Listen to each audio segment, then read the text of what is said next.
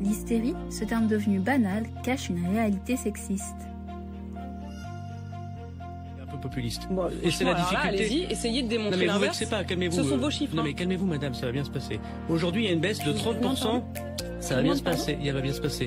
Connu depuis l'Égypte antique, les médecins grecs ont inventé le terme hystéria. Le terme d'hystéria, à l'origine du terme hystérie, est utilisé par le médecin grec Hippocrate. Cette maladie est donc décrite comme intimement liée à l'utérus. Il qualifie l'hystérie comme une maladie mentale féminine. C'est un diagnostic fourre-tout pour toutes les femmes. Dès que les médecins n'arrivent pas à identifier une pathologie. Anxiété, mélancolie, rafale d'émotions, pulsions, maux de tête. Jusqu'au XXe siècle, ils blâment l'utérus. Les médecins ne maîtrisent pas encore l'appareil génital de la femme. Ils pensent que l'utérus se déplace à travers le corps, créant la mélancolie de l'utérus. Le remède retenu, avoir des rapports sexuels réguliers et d'être fécondé le plus souvent, car ils associent l'hystérie à la femme et sa soif sexuelle. Un autre remède consiste à utiliser différents parfums afin de remettre l'utérus à sa place.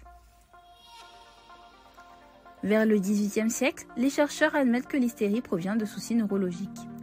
Vers 1800, les femmes respirent du sel odorant pour les mettre en condition. Ces sels odorants sont un mélange d'ammoniac et de parfum. L'invention du vibromasseur, à l'origine pour soigner les femmes dites hystériques au XIXe siècle. Mortimer Granville, inventeur du marteau de Granville, connu comme le premier vibromasseur. Le premier vibromasseur, le marteau de Mortimer Granville. Un médecin ou une infirmière pratique cet acte. Au nom de la science, il donnait du plaisir à la femme en effectuant des massages. C'est avec Freud que l'histoire de l'hystérie atteint son point d'orgue, dès la fin du XIXe siècle. Freud retrouve systématiquement des affects sexuels précoces dans l'histoire du patient qui touche aussi les hommes. L'hystérie n'est plus une maladie mentale féminine. Mais les clichés, l'accompagnant persiste comme dire aux femmes « calmez-vous, ça va bien ». Je suis attendu là-dessus par quelques féministes qui ont, je le dis, hystérisé un débat. Mon expression publique nuancée, parce que je pense que dans ce climat d'hystérie,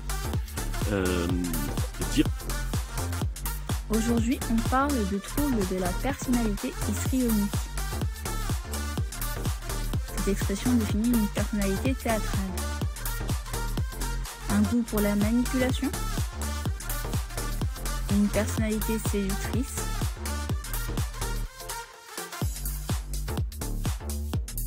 des fortes émotions. Aujourd'hui, grâce au dialogue thérapie et antidépresseurs, les filles